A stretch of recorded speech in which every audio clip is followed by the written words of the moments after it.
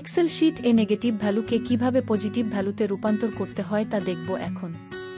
আপনারা দেখতে পাচ্ছেন এখানে কতগুলো নেগেটিভ ভ্যালু আছে। এই নেগেটিভ ভ্যালু সমূহকে পজিটিভ করতে আমরা এক্সেল এর এবিএস সূত্রটি ব্যবহার করব।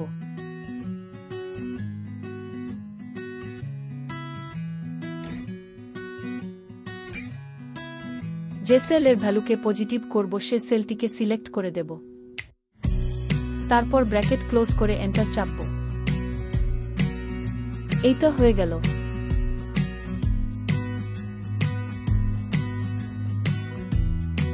এবার একবার চেক করে দেখি নেগেটিভ ভ্যালু সমূহ পজিটিভ হলো কিনা।